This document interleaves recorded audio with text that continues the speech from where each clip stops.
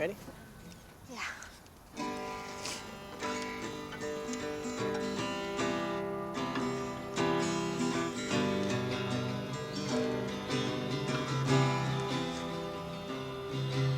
You're a part-time lover and a full-time friend. The monkey on your back is the latest trend.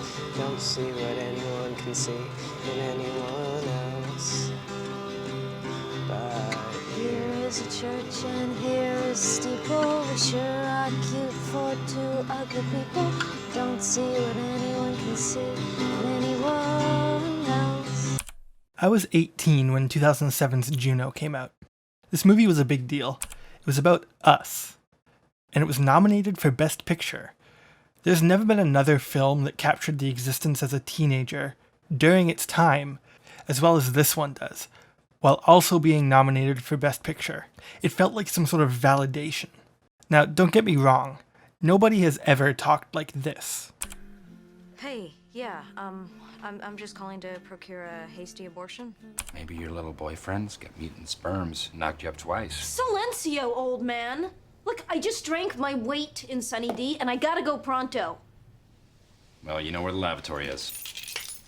Diablo Cody's dialogue never really tried to capture the way that we spoke at the time, but she managed to create a whole silly culture around the way that Juno and other characters speak. Sure, people never spoke like this before, but you bet your ass that after this movie came out, I said, This is one doodle that can't be undid, Holmes Gillett. and Phuket, Thailand. multiple times, even to this day. What she did try to do was capture our feelings, the way we looked at existence, and the things that concerned us. And she nailed it. Jason Reitman's direction captured this perfectly.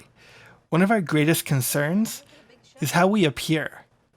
We're constantly keeping up appearances.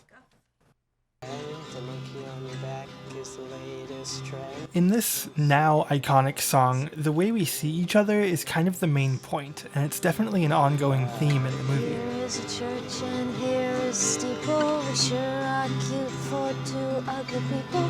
Don't see what anyone can see in anyone else but you. Both have Jason Reitman keeps making us look at people taking the time to consider how they look or how others look, which, incidentally, is why we look at ourselves like that. At first, the most obvious is the discomfort of Juno having a weird discussion about being pregnant with two strangers. There's not many things with more stigma surrounding it than teen pregnancy. Then there's the focus on how Bleecker composes himself, and how Juno sees the other runners. When I see them all running like that, with their things bouncing around in their shorts, I always picture them naked, even if I don't want to. All I see is pork swords. One thing that cracks me up is how Juno refers to herself as a freaky girl. The funny thing is that Steve Randazzo secretly wants me. Jocks like him always want freaky girls. And this, oh my god, I definitely didn't know anything about Woody Allen back in 2007.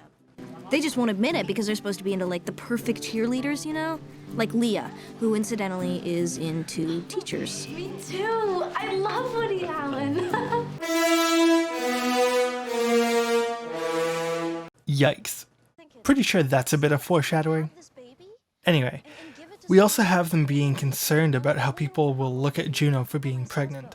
But then you're gonna get like huge, and your chest is gonna milktate, and you're gonna have to like tell people that you're pregnant. Yeah, but maybe they'll like canonize me for being so selfless. Or maybe they'll like totally shit and be really, really mad and not let you graduate or go to college. Then judging other couples. I want a parakeet. Juno, you're totally not even listening to me. No, I heard you. I just like, I don't want to give the baby to a family that describes themselves as wholesome. Why? Well, I don't know. I just want something a little more edgier.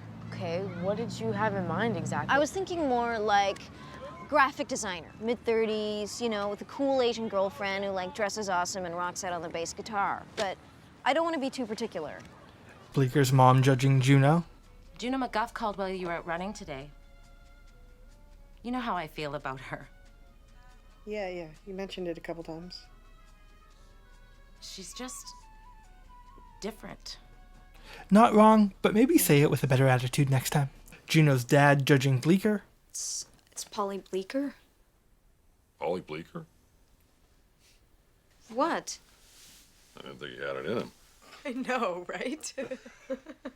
All right, this is no laughing matter. No, it's not. And you know, Polly is actually great in Okay. Cher. Then this. Boy, I thought you were the kind of girl who knew when to say when.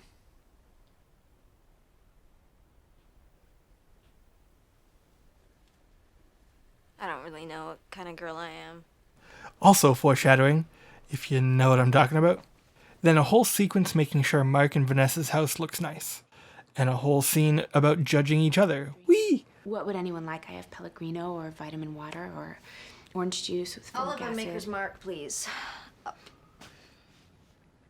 She's kidding. Junebug has a wonderful sense of humor, just one of her many genetic gifts. This woman too. I'm gonna do too.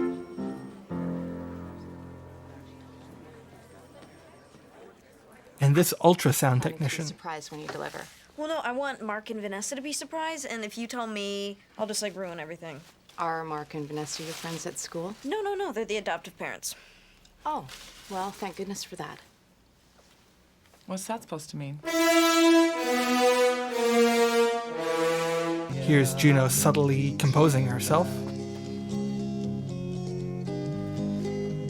And Bleeker's mom was possibly attractive once, but now she looks like a hobbit. oof. This goes on and on and on. But what does the movie have to say about it? Well, I think I'm in love with you. You can meet as friends? No. I mean, for real.